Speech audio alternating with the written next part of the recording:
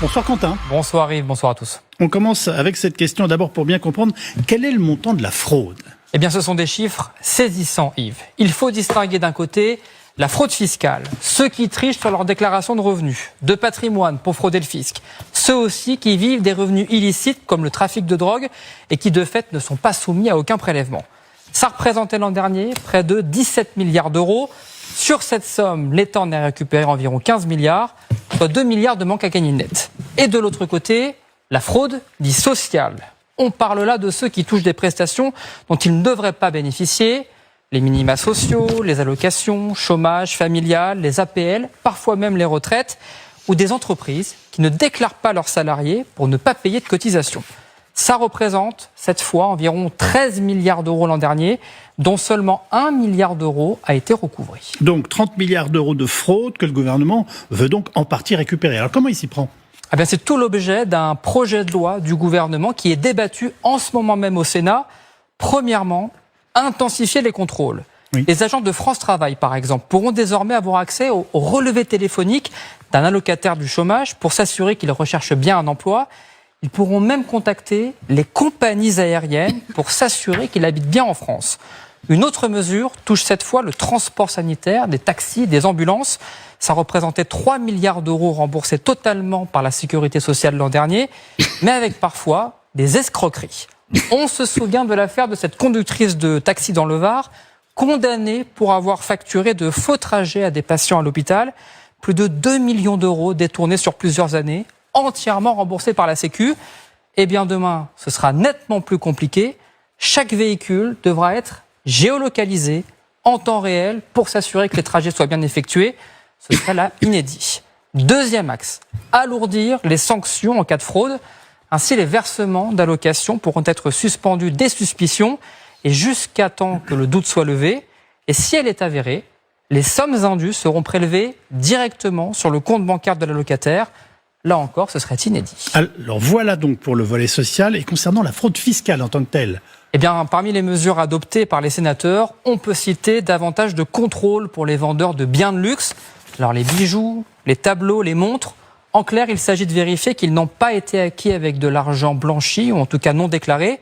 Et puis il est question de taxer davantage les revenus issus de la drogue. Oui, vous avez bien entendu, davantage taxer les dealers, car vous ne le savez peut-être pas, mais aujourd'hui, lorsqu'un trafiquant est arrêté avec saisie de drogue, il est soumis notamment à la CSG, la contribution sociale généralisée qui finance la sécurité sociale, et oui, avec un taux à 9,2%, comme monsieur et madame tout le monde. Le gouvernement souhaite passer ce taux à 45%. Alors avec toutes ces mesures, fraude sociale, fraude fiscale, l'exécutif espère récupérer 2,3 milliards d'euros. Quentin Bérichel, merci beaucoup Quentin. On taxe donc aujourd'hui en France les trafics de drogue. Oui, mais c'est pas, moi ça me choque pas particulièrement. Non, après, mais moi ça me surprend quand même. Pourquoi ça vous surprend ? Parce que si on le taxe, ça veut dire qu'on sait qu'il le fait et que donc on devrait les arrêter, ces gens-là, et les coller en prison. Oui, mais c'est une vieille... vous savez qu'on taxe aussi les personnes qui exercent le plus vieux métier du monde. Il y a eu des grandes discussions pour savoir si l'INSEE devait comptabiliser ça dans la prostitution est taxée. Voilà.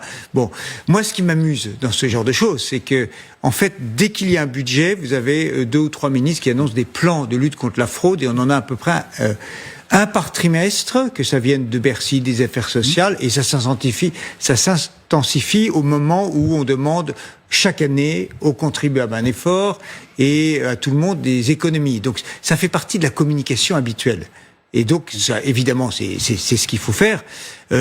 L'efficacité, quand on regarde les chiffres sur 10 ans, l'efficacité s'est nettement renforcée. Parce que, et avec des résultats qui sont assez probants d'ailleurs, parce qu'on a croisé des fichiers sous le regard de la Commission nationale informatique et liberté, bien sûr. Donc ce sont les outils informatiques qui ont permis notamment ces progrès. Oui, bien sûr. Et puis des conventions internationales. Si c'était des fonctionnaires. Il y a eu beaucoup de conventions internationales qui ont permis la levée du secret bancaire avec la Suisse il y a maintenant une quinzaine d'années. Donc ils sont redoutablement plus efficaces et tant mieux, vraiment, tant mieux. Il n'y a aucune limite à avoir, dans le respect évidemment des droits des contribuables. Qu'est-ce qu'il faut ajouter sur cette photographie qu'on est en train de donner ? David Rebaud-Dallon. C'est une très bonne chose, mais il faut savoir que par exemple le plan sur la fraude sociale je parle sous le contrôle de Dominique Seux, il est estimé en termes de rendement à entre 1 et 2 milliards. Donc on est quand même très loin. C'est très bien qu'on le fasse, mais on est quand même très loin de l'ampleur globale de la fraude estimée qui est de 13 milliards. Ça coûte aussi un peu d'argent parce qu'il va falloir aller mettre des gens pour regarder sur la question des compagnies aériennes pour voir si les gens sont pas partis à l'étranger, les téléphones, etc. Donc là, pardonnez-moi, David, vous venez de nous dire que les fraudes des riches ne sont pas du tout les mêmes que celles des pauvres. C'est bien compris. Mais parce que comme on parle des deux pour l'instant, qu'on commence par celle des pauvres. Oui, mais c'est d'ailleurs un des problèmes de ce plan, parce que vous remarquez qu'on taxe les revenus des dealers, c'est très bien. Et d'ailleurs, il faut quand même préciser que, en général, quand il y a une opération et qu'on démantèle un réseau, on saisit l'intégralité, du moins ce qu'on peut saisir, tout ce qui n'est pas caché à l'étranger ou réinvesti dans du blanchiment, etc. Ce qui est très compliqué. Il y a un système qui s'appelle la PIAC, la plateforme d'identification des avoirs criminels, qui permet de saisir appartements, voitures de luxe, etc. Mais je pense que, comme l'a dit Dominique, encore une fois, ça sent un peu la petite opération de communication. C'est très bien qu'on le fasse, encore une fois. Mais d'abord, il faudrait que la fraude, parce que c'est 30 milliards, vous voyez qu'on est en train de parler, de chercher à faire des économies de bout de chandelle sur 100, 200 millions, 1 ou 2 milliards dans les discussions budgétaires ou ce projet de loi de financement de la sécurité sociale. Là, on a 30 milliards. Je dis pas qu'il est très facile de les récupérer, ces 30 milliards, c'est extrêmement compliqué. Mais je pense que sur un plan budgétaire et sur un plan politique, je pense que ça devrait être l'une des grandes causes de la prochaine présidentielle. Pourquoi ? Parce que sur un plan politique, il est devenu insupportable à nos concitoyens de voir que les pauvres fraudent, mais aussi les riches. Et je pense que d'ailleurs, je ne sais pas si tout le monde ici sera d'accord avec moi, c'est un des grands défauts du plan qui est prononcé. On parle du blanchiment, on parle de la fraude, mais on ne parle pas non plus de l'optimisation fiscale qui parfois, il faut le dire, tourne franchement à la fraude fiscale. Et ce sont les 30 milliards que cherche Sébastien Lecornu, d'une façon ou d'une autre, avec Chabot. Oui.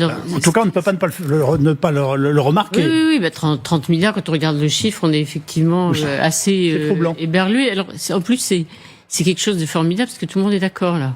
Vous n'allez pas voir des gens, sauf les fraudeurs, se lever en disant c'est un scandale, on a enfin retrouvé des traces de mes dissimulations diverses et variées. Je crois qu'une manifestation des fraudeurs est possible par les temps qui courent. Oui, elle rassemblerait sans doute beaucoup de gens. Mais donc c'est très important. Et on en parle effectivement, c'est de la communication, dit Dominique, oui, c'est spectaculaire, mais ce serait peut-être bien, ça progresse, notamment Gabriel Attal, il faut rendre hommage à Gabriel Attal, Premier ministre, qui s'est concentré aussi sur la fraude, et ce serait effectivement formidable. Moi, j'attends vraiment des résultats presque à la hauteur des espérances.